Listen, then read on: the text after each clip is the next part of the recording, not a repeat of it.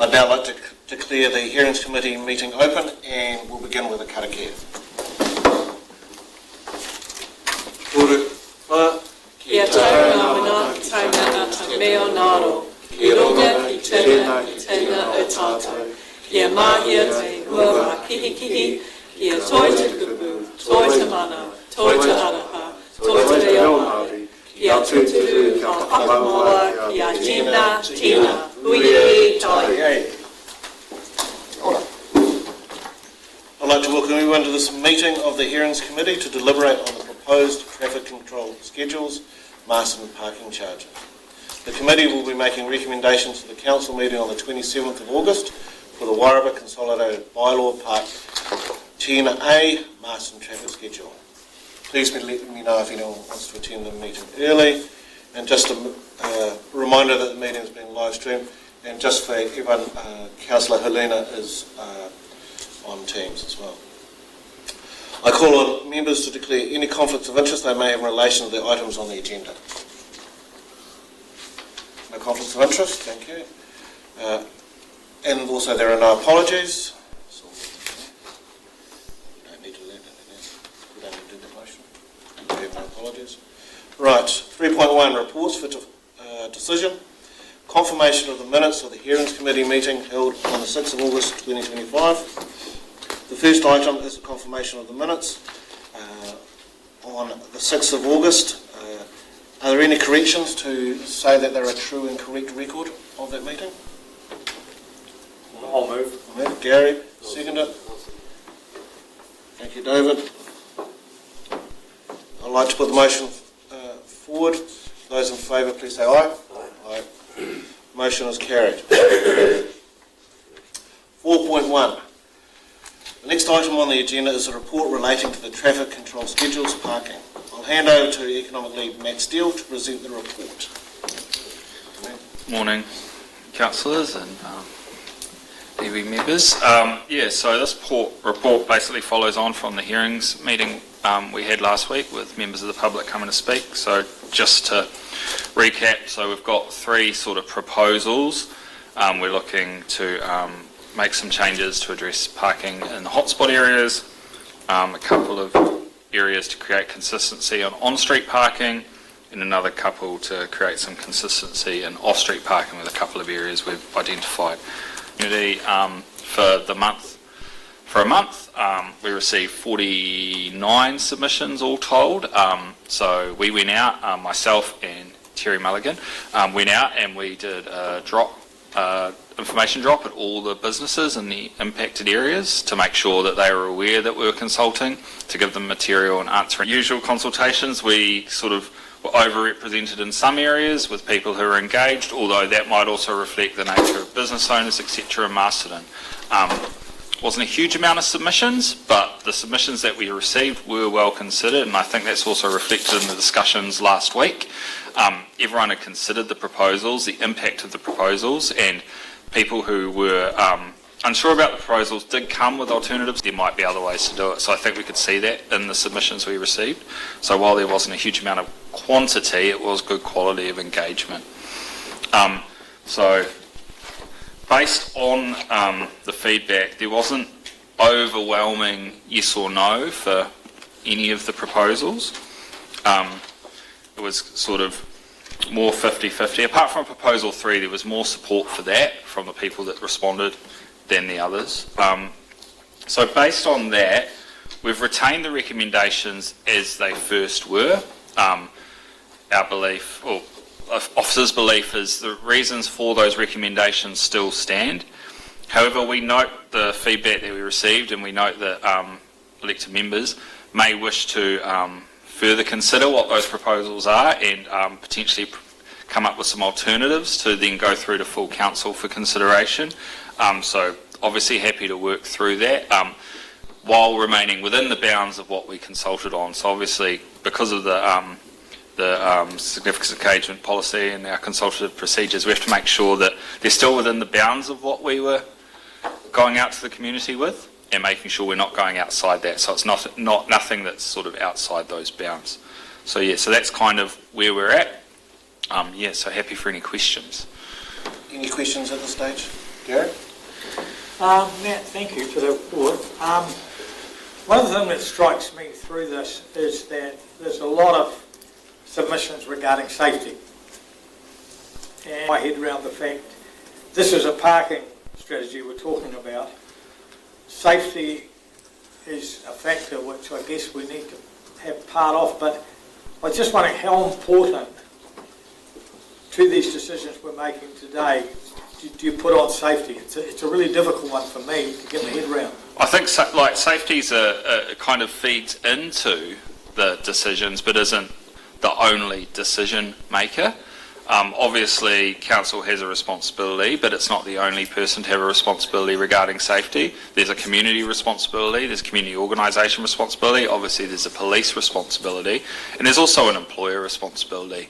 So it's about employers also looking after their staff as well. As council looks after its own staff and ensures safety, other employers would be. So I don't think that should be held up as a factor above any other factors, but as elected members, it's definitely something you would want to consider. There have been steps taken in improving safety in a lot of our off-street car parks previously. So, Could I just add to that? We also speak in the report to the times that the restrictions start. So I think particular safety concerns are in the middle of the night, the early hours, and that's before the restrictions come in those particular areas. So we have taken that into account as well. It's between 8 and 5, is it? 9 and 5, yeah, and that's something that acknowledging we didn't make clear enough in the consultation. We have enforcement officers out. Obviously, if there was to be a consideration of extending those enforcement hours, that would be a decision to be taken later. But there's no proposal in here to extend enforcement hours. Enforcement hours would remain Monday to Friday 9 till 5 and Saturday 9 till 12, and that's just essentially business hours. So again, on public holidays, no enforcement. So yeah, it should have been made clearer in the consultation material, acknowledging that, because as you say, a lot of these safety issues are on the margins of those times, so people starting work early or finishing work late. So just to continue on with that question, line of questioning. So, are we able to reinforce to the public those times? Because you would have a situation currently where, if we were to go ahead with, say, the 120 outside the skate park, then people may look and think, oh, what's going on? So it's just one of those, it's just to reinforce those timings? Yeah, and that's whatever changes are agreed by council to the bylaw schedules, we need to publicise those. So we would, alongside that, publicise that sort of enforcement parameters of that to make sure there's a good understanding by the public. Yeah. Any other questions? I just got one follow-up question. I note in your report you talk about other suggestions were received outside the scope of this report. Yep. Will there be an ongoing look at some of those? Yeah, so we will keep those noted down. We'll work with the teams basically responsible for that. So, for example, one suggestion was disabled parking on the side of the road by the rec centre. So that's outside the scope of this project, but that is something important. It was also identified by our disability advisory group.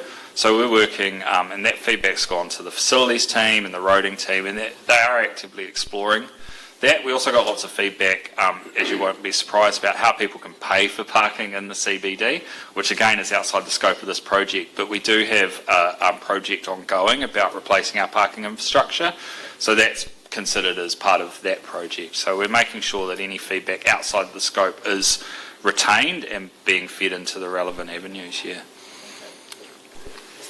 Are we going to go through these individually? Yes, yeah. I think it's best to, judging on the feedback and the anecdotal evidence, I think. I'm happy with that. Now, So we have maps, and if we need to, we could get Google Maps up on the screen and zoom in. Yeah. I think for a start, we'll just work through them page by page, discuss it, and come to, and we'll go through in conjunction with the report.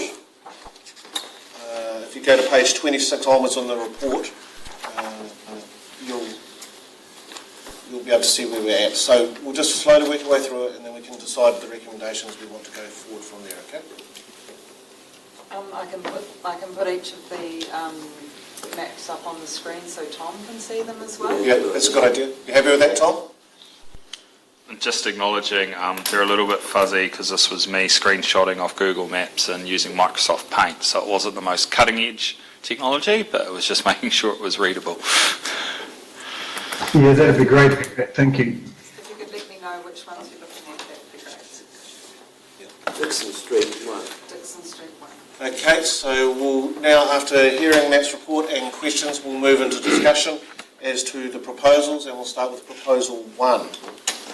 So if you see what's there, it's talking about a 120 time-limited parking. We'll start with the first page. Everyone's got the first page? So that's Dixon Street. It's Dixon the Street. first page around Queen Elizabeth Park. Yep.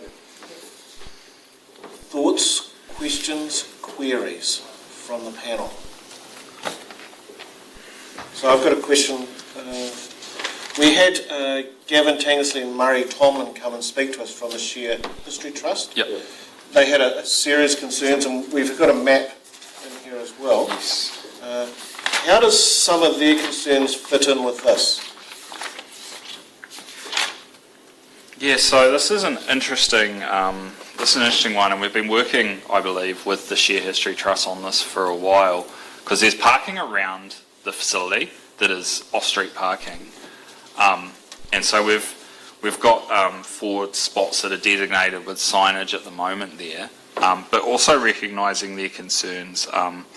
And I guess it's striking the balance because it exists as a museum for people to come visit and things. So having turnover of parking outside there is quite important, but also managing parking for those people who go there, work there. They have groups of spinners and weavers.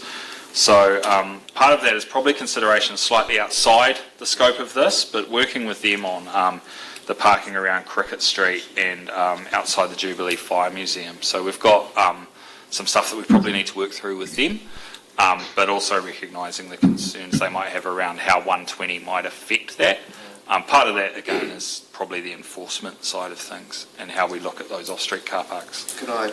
Yes. Yeah, so in that, so there has been an ongoing conversation with them. It's a slightly different scenario in the fact that the parking around the museum isn't street parking; it's off-street parking.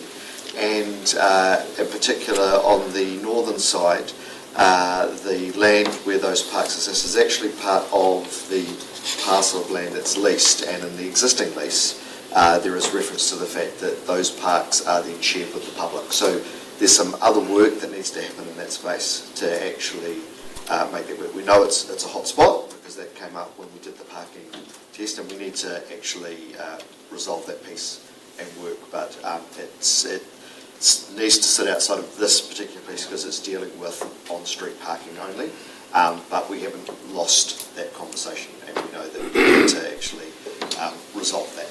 So to paraphrase that, I could say it's a work in progress? Yes, we wanted to wait for this to happen and go through, Okay. so that we could actually then, whatever subsequent things happened, made sense in context of the decisions that were made around the street parking that council are making decisions on right now. So just to be clear, Craig, that these proposals don't include Cricket Street, is that right? It's just this, this bit's just Dixon Street, yes. Yeah, okay. Well, it's been going on now for probably 8 years, so I think we do need to make some final statement on it. The guys have made it quite clear that out in front of the wool shed, they're happy with 2 parks of 30 minutes each. Yeah. They were really happy with that. And they, along the side, they get 4 at the moment. But according to the street man, they're not legal signs to put up. He can't acknowledge that, so we need to look at that. But they'd actually like 2 more, 6. And I can see why these people that are doing the wool business in the museum are all elderly ladies, and there's nothing worse than when they arrive and it's pouring with rain and they've got all this weaving gear. It's a big job for them to get out of their vehicles, and they're not as mobile as they were when they were 21, into the building. So I think it's a very valid point. And also also on the southern side, they would end up with 2 disabled car parks there, as they pointed out. They also get buses coming in as well, and they park in here as well. So we do need to address this seriously, to be quite honest. And if they were to get the 30-minute signs out the front, 30-minute parks, and they've got 4 now, but if they could have 6 and down the side, they'd be more than happy, and I think that would be very fair on them, because that's open. There's only 2 days a year that's not open there. It's Christmas Day and Anzac Day, and it's opened every other day and manned every other day, and it is actually a very, very popular place. Okay. So the question I would put is, how do we work with those concerns into the current recommendations? Yep. And so for that to go forward, we would then have to reject that proposal, correct? This proposal is focusing on Dixon Street. I think the only two, if I'm wrong, would be the two 30 minutes. 32 minutes. So if we wanted to specifically retain those or have those as 30 Well, minutes, but I don't know whether you had all the information that you need to be able to make that recommendation on 30 minutes. Are there any issues that officers think there may be they want to raise? Or do we need more time? We need more time. Can I just to put into the conversation, so Councillor Holmes is correct, the conversation's been going for a while, so there is currently a resolution on the books from Council that decided to do nothing in the space, so we would need to bring a paper back to Council to change that resolution eventually when we do that. So we've got a current resolution when it originally came up where it was put forward to make some changes, and that was not taken through at that point. So it's a different piece of the conversation, if that makes sense. This is around the parking around. Okay, So, Thanks for the report. I agree with, I recall the submission from the submission on this. That 30-minute point, those 30-minute parks, quite critical to the operation of that business. I agree with David. I think to some extent, this has kind of been an ongoing issue. And while I accept the view of officers that we're limited in the plebiscite for the decision making we make here, it just strikes me as unusual that we can't take an integrated approach to how we deal with parking and to consider those other matters to make the best decision. I agree with the need for the 30-minute parking in there. And I accept the argument from officers that they're limited in terms of the scope of what they can provide. But I do think there's a need for perhaps just a little bit more integration of those other key decisions, of which the 30-minute parking is a key one for that business. Yeah. Can I make a suggestion that if you decide to proceed with the 120 or whatever it is that we decide to do around the Dixon Street, we can have a noting provision that officers will report to council on proposals for the watershed parking? Yep. Does that work? And then we can come back to council with, so if we wanted to go for 120, then we can come back with a package around all the other provisions. And if that then means changing those 2 to 30, we can do that subsequently. And at what stage do we look at the legality of the sign? We can do that all in the round. Okay. We can just treat it as a paper on, and then that can deal with the previous resolution, and we've got a note there. Because what's actually happening is, because now, since the supermarket to put a limit on their time, the people that work at the supermarket are actually parking down these parks. So we're in a bit of a no-win situation, really. So needs to be addressed, otherwise we. can I just do a point of clarity there, Councillor? Yes. So the absolutely the signs are not legally enforceable in terms of our parking ordinance. So the conversation that we had with Share History Trust at that point, because there was frustration, was that because they are not on-street parking, that and existed within that lease area, that they could put up signage around those 4 but they would have to basically communicate with people. So, it says park at a certain time. If somebody parks there, that they engage and do that, because we can't, because it's not a legally enforceable piece. So it's of no surprise to me that the parking warden saying I can't do anything, and that's absolutely correct. It's an approach to trying to leave some of the frustration that they've been experiencing whilst we were waiting for all of these pieces to go through. So we knew that was not going to be a set of parks that were enforced by the parking wardens. That wasn't the intention. I probably just, in a similar vein, want to make a couple of points on the picture, because it's high level, but outside the rec centre, just to the north, there's currently 3 or 4 10-minute parks. The intention is we'll retain those. That's for people dropping off and picking up at the rec centre, so we know services like Driving Miss Daisy and things like that often use those parks to drop people off, pick people up, and schools, etc. There's also a bus stop just to the north of that, so those would remain in place. It would be the 120s would go on parking that's not limited at the moment. And I know, looking at me, councillor, there's also some toilet parks meant to be outside the toilets on Queen Elizabeth Park on the eastern side of Dixon Street that somehow are not outside the toilets. So what we would do, no matter what resolution is adopted, we would update the traffic schedules to reflect that those parks are the ones outside the toilets, and those are again 10-minute parks, and that's to ensure people essentially have access to stop in at the toilets and carry on with their journey. Any further questions? Tom? Yeah, a couple from me. Just on that, Matt, if we can have 10-minute drop-offs around the rec centre, why can't we have 30-minute spaces around the woolshed?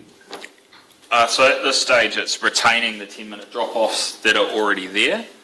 We would look at the 30 minutes because it's slightly outside this proposal, but at the moment, I can't see any reason why we wouldn't be able to resolve to do that, but it's just something we'd probably want to look at just a little bit more. Yeah, and those 6 parks that the woolshed people want, they're on Cricket Street, is that right? Yep. Yeah, but is that considered off-street parking even though it's a street? Yeah, it's because it's not on the street, it's on the parcel of land for the museum, isn't it? Yeah, so Councillor, the parks themselves aren't actually on the road, they're actually on the parcel of land, as Matt said, that belong to the lease. And currently in the lease it is explicitly stated that the parks are to be shared with the public. So we need to amend the lease as well as the other changes we make. It needs to be kind of dealt as a package. Okay, yep, thank you. The council own the building it anyway, don't they? Absolutely. And they lease it to the But trust. there's a specific reference currently in the list, which was all part of the thing that was the resolution through council previously when changes were sought. And at that point, council resolved not to make any changes in that I think space. there was an agreement originally when the lease was done, wasn't it, for car parking there, which we'd have to go back and look at. Look, I'm all in favour of us going back and looking at it. So what I'm going to suggest is that for this specific proposal, we designate it as the 120, but we have in there a note saying that officers will report to council on parking provisions around that watershed site. So they'll come back. Would that be something?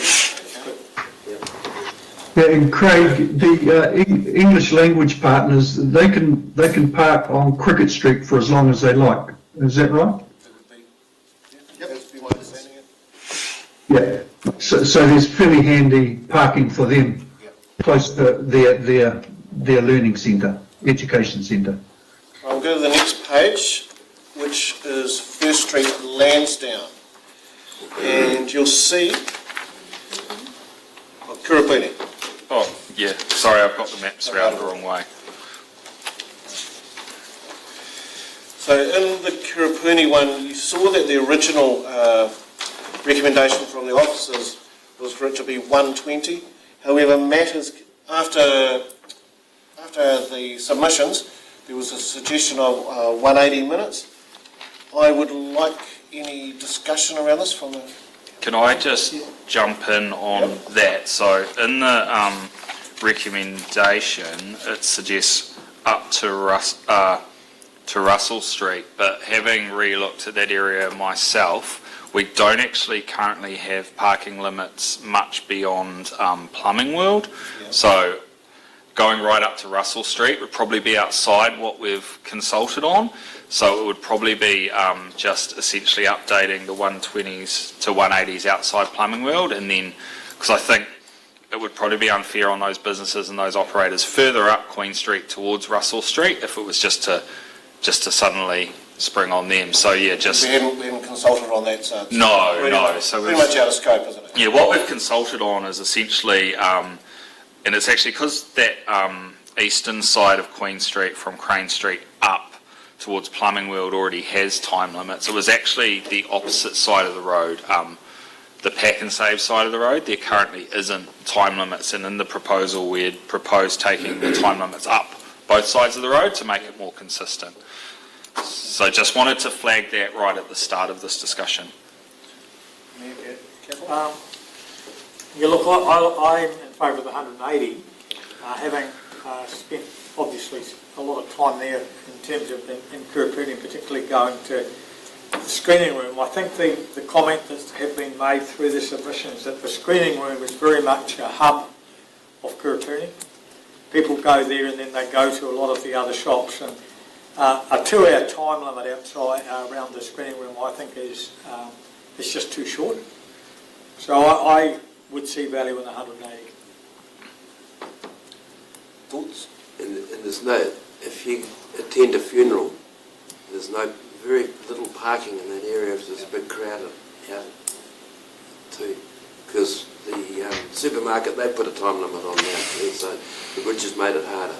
So I think, I think 180 is very fair. Tom, any thoughts? Yeah, no, I agree. I just think we've got to look after our medium businesses. I think they make up 70 or 80% of the business population in town, and a lot of them are struggling.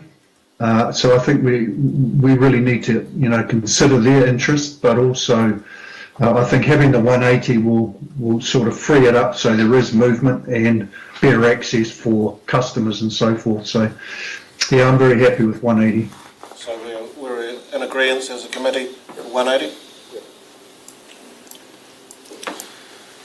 Yeah. Sorry, can we be absolutely clear on then, that's Queen Street from Dixon Street to, are we saying it's not Russell Street? It's not Russell. No, it would bring it, I'd have to measure it because there's no cross streets there, but it's essentially where we have enforcement on the eastern side as well. It goes up to the start of the loading bay of Pack and Save and back. From the entrance into Pack and Save basically to the start of the loading bay of Pack and Yeah, so it's essentially, Yeah. So look up here, the red lines. Yeah. so basically it's currently, you can kind of see the box there. Yeah. So it would be that zone there. So these ones here, the eastern side of Queen Street, north of Crane Street, are currently all 120. Yep. So those would become 180. This currently here, the Queen Street, the main shopping village, currently has no on it. Yep.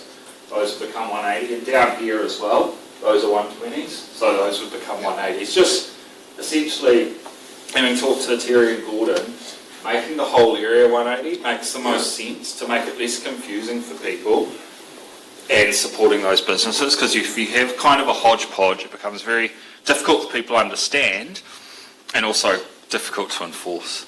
So to make, essentially create a special shopping village area, which Kurupuni essentially is.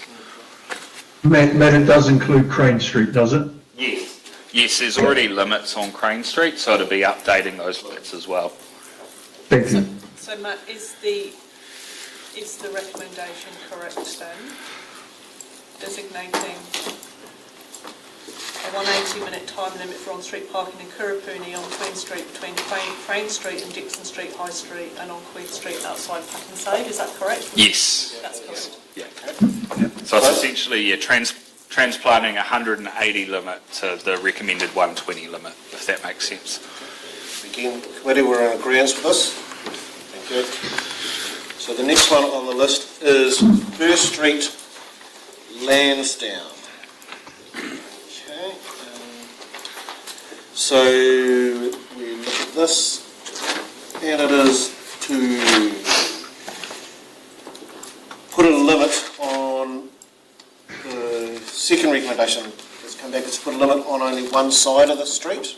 So that is a potential alternative proposal, again, having discussed with the enforcement experts.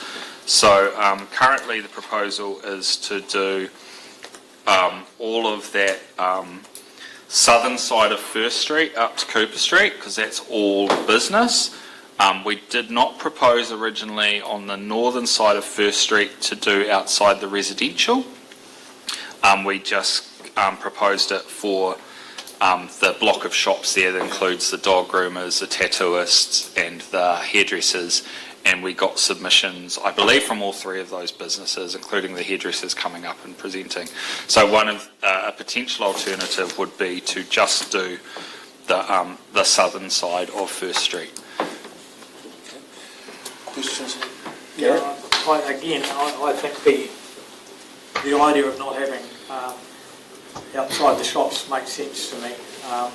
There's only very few shops there, but they are shops where people tend to. There's a lot of variance in the amount of time we would spend in those places, and particularly the hairdressers would be, 2 hours would be a limited time. So I would like to go with the recommendation that we don't actually do anything on that side of the street. I agree. Doesn't take long to get your hair done, but for me, but it takes a while to get a tattoo. Tom, any thoughts? Yeah, no, I could support that. But Matt, that whole northern side of Cooper, is it? No, First Street. Yep. That whole northern side is essentially unlimited. Yes. So at the This alternative proposal. yes, that's the alternative proposal, Councillor. Yes. Yeah, and just I'm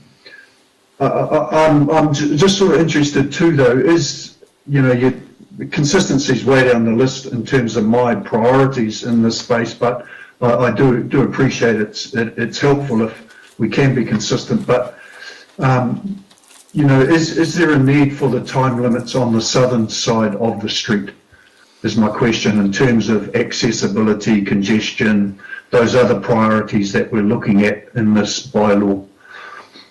So the parking study did identify that there was a bit of congestion up there. It can get quite busy up there, particularly around meal times, eating times, and with the and they also have some issues around, and this is outside our scope, but First Health and Wellness have some people parking in their car park. So talking to the businesses on that southern side, we didn't get submissions from them, but they were relatively supportive. It's mainly food businesses, so cafes there, and having the turnover is helpful for them.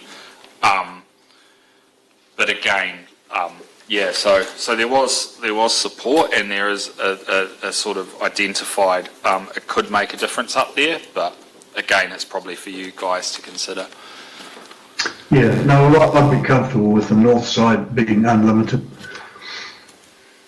Yeah, I just go along with what Matt said there regarding the southern side. I think because they are cafes, mainly in that area of fish and chip shops and whatever, that you need a limit there where people are going to move on, because other people are coming in all the time, and that place is not that big. Yeah. That big an area, so there is a lot of congestion, and I've seen heaps of congestion there at times, so I'd be totally in favour of that. So instead of what has been recommended in the officer's report, we would go with that specific one of do not place a time limit on the north side of the street. Are we comfortable with that? Yeah. Okay, we'll move on to proposal 2, which is Queen Street between Workshop Road and Yeah, Middle I've got Street. the maps around the wrong way again, sorry. So it's the one labelled Queen Street Yep. / Worksop.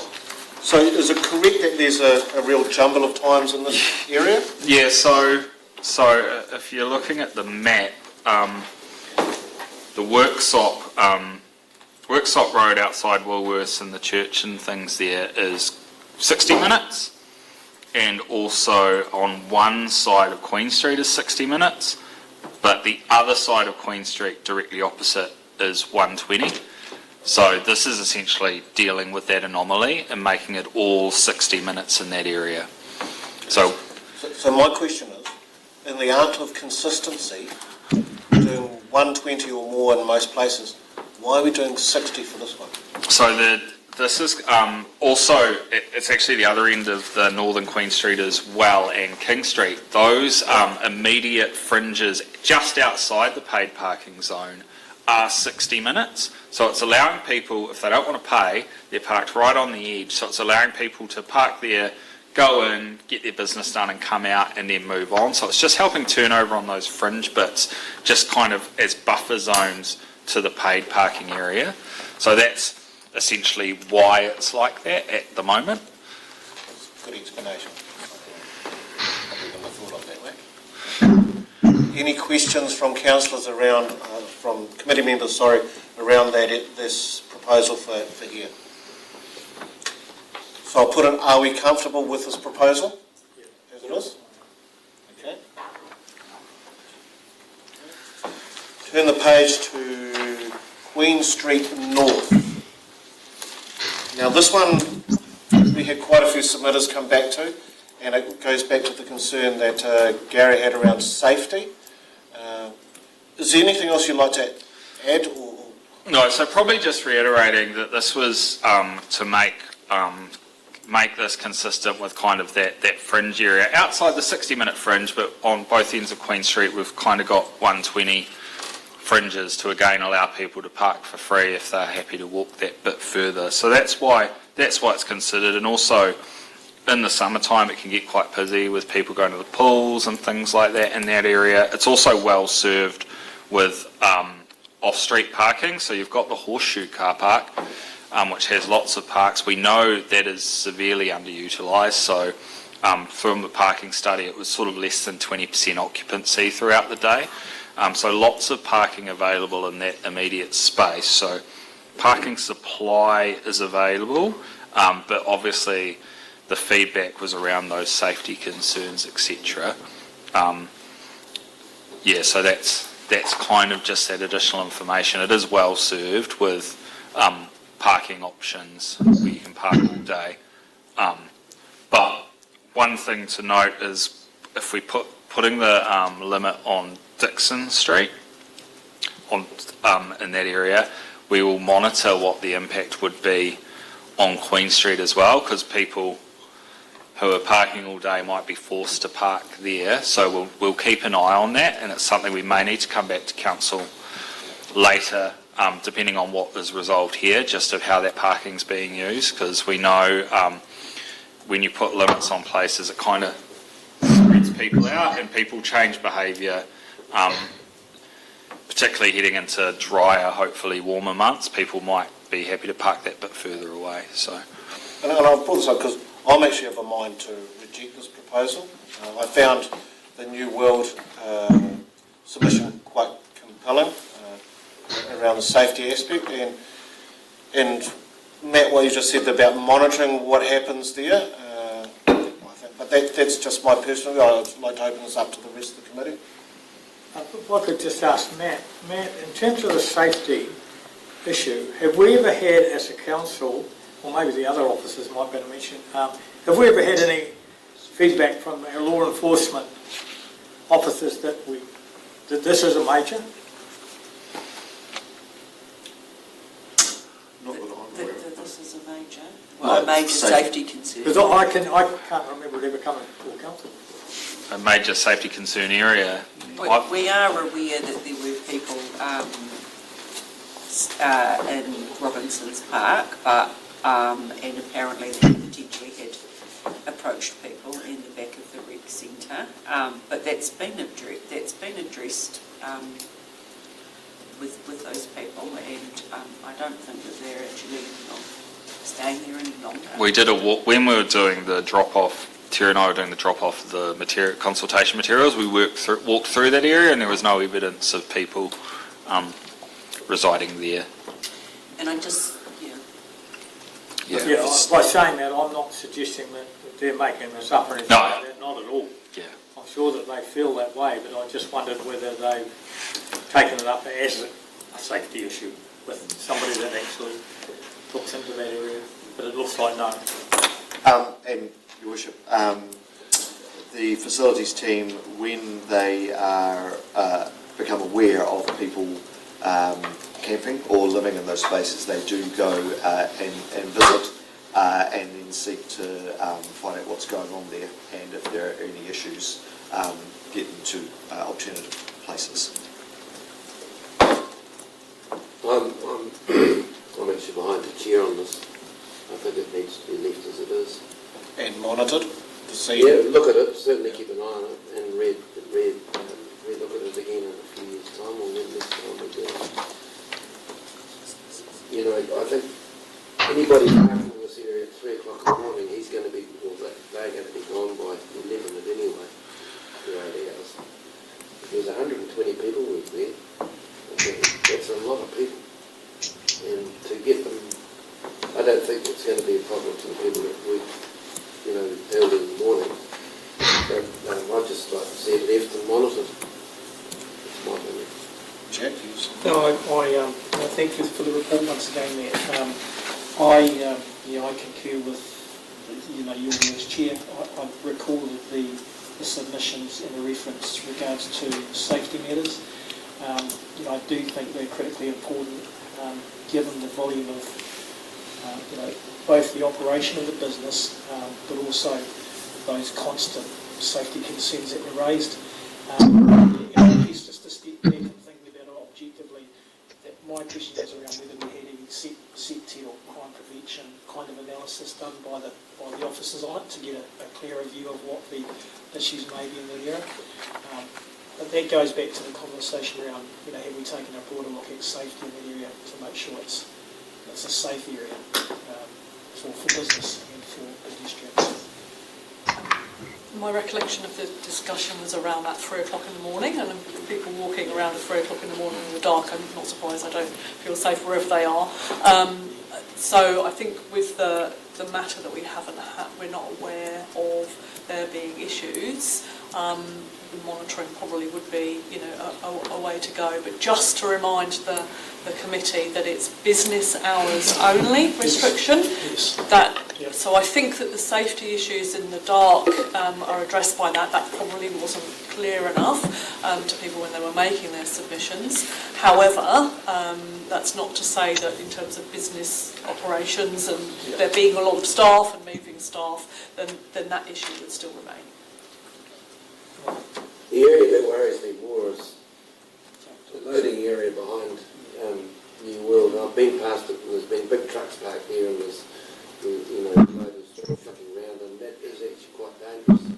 But I did ask her when she was here speaking, she said it's never been a problem. But that's the worst area. Whether we, I don't know what we do, but I'm still happy to monitor this, leave it and monitor it. Tom, any thoughts? Yeah, a couple of questions first. Matt, you're looking at the diagram there, you've got your two red lines going down Queen Street, and they finish at different places, one by Robinson Park and then one down there by, is it Bruce Street? Yep. Yeah. Are there any parks between the corner of Bruce on the eastern side and the sort of start of Robinson Park, or is that all loading zone? That's loading zone for the rear entrance of New World there. That whole extra red line is loading zone. Sorry, that wouldn't be changed to 120. That bit. Obviously, we would leave that as a loading zone. But that's whereas at the moment it's 60 minutes up on the other side. So the western side, it's 60 minutes there from King Street up. Yeah, okay. And there are parks on that side up to Robinson Park, are there? Yes, there are. Okay. Just in terms of that space, a few years ago, my memory's a bit vague at times. It might have been 10 years ago, but no, it feels like a couple of years ago, walking up round the back of Robinson Park, cutting through there a few times, and just in that sort of the old back entrance to the pools there were quite a few homeless camped out there for a while. Don't know if you can remember those, Coram. And for some people, that is pretty intimidating, particularly in the dark. So it would be really good if we did commit to monitoring or having some sort of mechanism to check that out. Because certainly for some people that is intimidating. And I know it's only monitored during those working hours, 9 till 5 or whatever it is, but if people are doing an 8 or 9 hour shift and they start at 3 in the morning, then, the first 3 hours of monitoring, they're in the wrong place.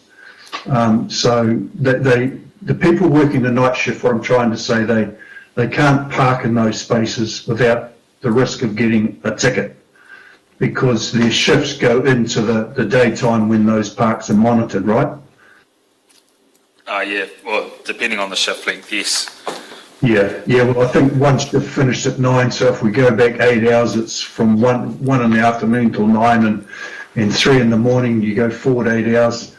It takes you into the limited time zone. So I'm not sure if that's an argument, if that's what I'm hearing. But I do have concerns, and I take everyone's point that yes, that safety is not really what we're looking at, but I think in our holistic view of things, we should look at it.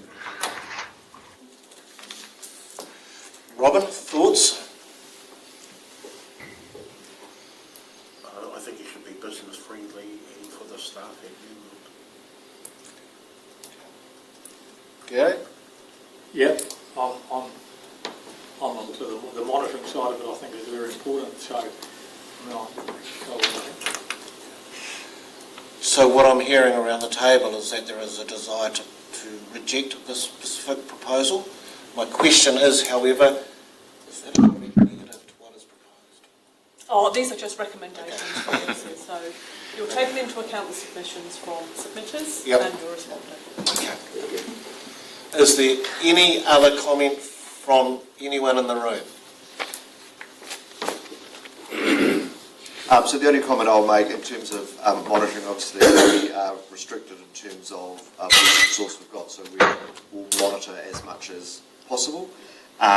We also, and again, this becomes a bit of an interaction between facilities, our enforcement team, and a bit of community development as well. So, when we are aware, and we do get service requests, so historically, Tom was referring to the people living underneath the roadway there at the back of the rec centre.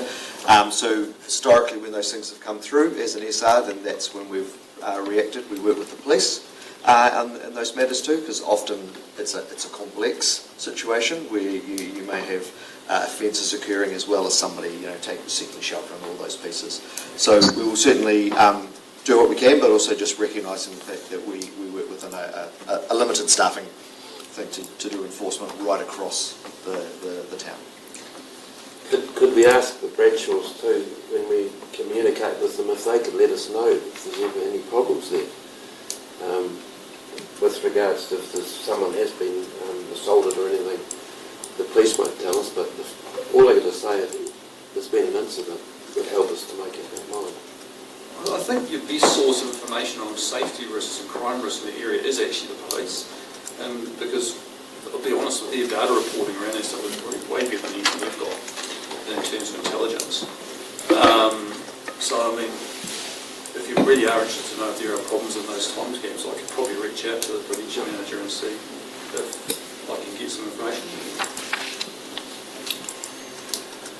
So I'll put it to the committee that we are going to reject this recommendation.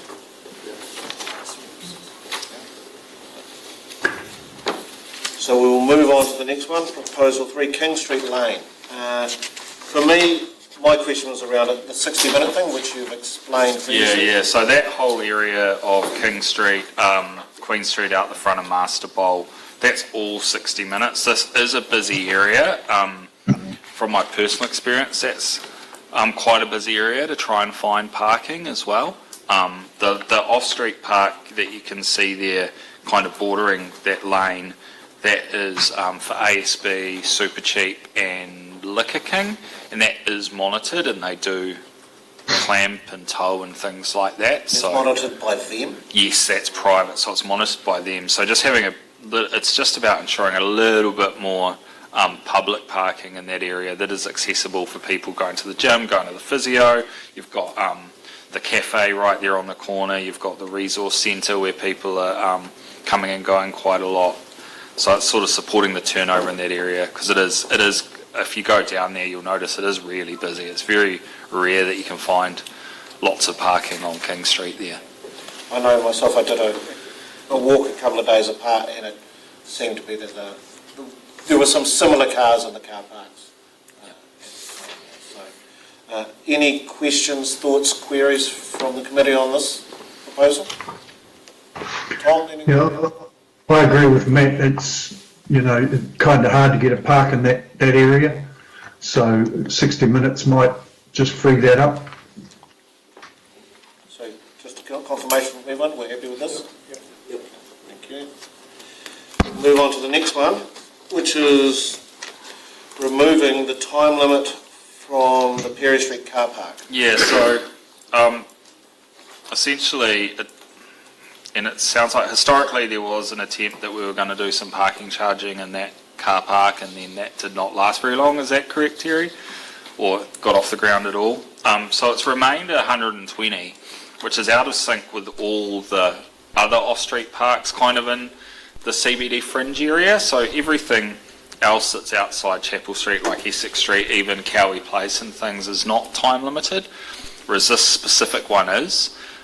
So it sits often half full because people don't want to have to move their car every 2 hours.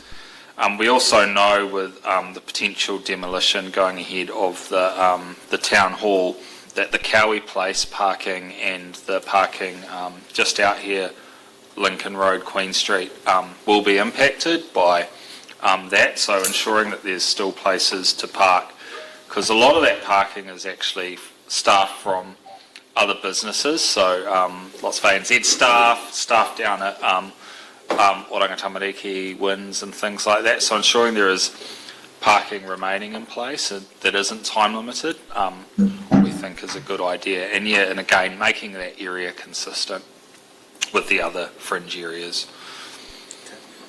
This is a question, and it's slightly out of scope of this, but it's related to this picture. The 15-minute car parks outside the old entrance to the municipal buildings, is that going to be part of looking at some of these suggestions? It's outside of scope at the moment. Yeah, it's out of scope. Yeah, but we can use it, but what we do find, my observations are, is that it's very handy for people that are driving big vehicles into the bank or whip into the chemist, rather than trying to get into the CBD. That's a good point. But we can look at the time limit. Yeah, there's often logging trucks and buses and stuff stopped there. Yeah, it just absolutely makes sense to me to remove the current time limit from the Perry Street car park. One thing I'll just pick you up on is not the potential demolition of the town hall, it is going to be demolished. Any other thoughts, queries going forward? Yeah, I think this is a no-brainer as well. It'll stop me getting tickets from when I forget to bring my plastic parking ticket. I think it's a real good idea myself. Okay. It is quite well used, so from my desk I look out on that car park and you get lots of people stopping in and then walking into town. It is very very handy used, for walking into town as well, yeah. And I think that's a great idea. So the committee is happy with that recommendation? Right. So, process going, I'm going to talk to all those, go through it. Good luck. Go across to here. Okay. So we'll just do proposal 1. 1, 2. Do that. We'll then read proposal 1 and get that done. Probably go all the way down to when you first make a change, which is there. Yep. Yep. So put those ones. Put 1, 2, 3, I, proposal 1. Then go down to there and then do that. Oh, Harriet. Can I put the, all the proposals up on the screen so I can just get the wording Okay, yep. correct? Good idea, Harriet. That would be awesome, thank you.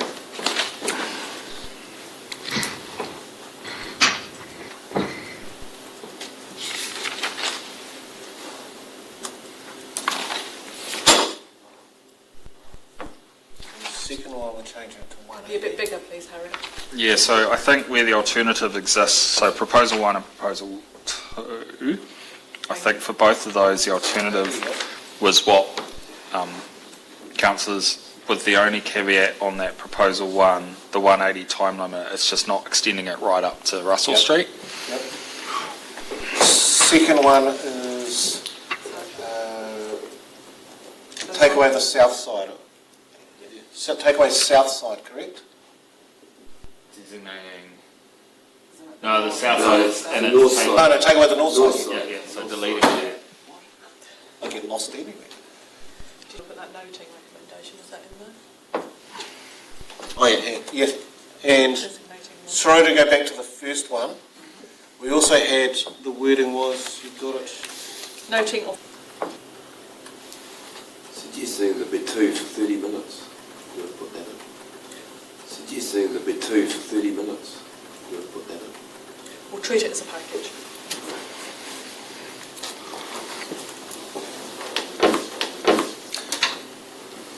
okay, Is that what it's called, the watershed? okay. Is that what it's called, the watershed? Yep. Yep. It's just two separate words, yep. Yep. So we come down, So we've got happy. 120 minutes on watershed, and then we've got Designate Street, Yep, and on Queen Street outside Pack and Save, yes. and then designating a 120. Oh, sorry, Harriet, because it's also because it also covers Crane Street at 180. Because there's Can you give Harriet some words, please? yeah. So it's on-street parking curbing on Queen Street. Because it also covers Crane Street at 180. Because there's Can you give Harriet some words, please? yeah. So it's on-street parking curbing on Queen Street between Crane Street and Dixon Street. Yeah, In your, Crane Street. Yeah. Just at the end. Yeah. And then for First Street, just designating 120 time limit on the south side of First Street between Opaki Road and Cooper Street, and taking out the north side. proposal 2, Second part, that's between Bruce Street and Dixon Chapel Street, Yep. Yep. 120. and the following 2 we were happy with, correct? So I'll just ask committee members to have a quick look at that and just confirm you were happy with those proposals.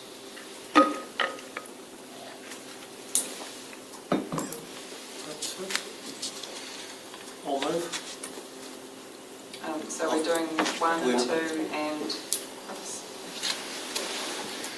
Recommendations.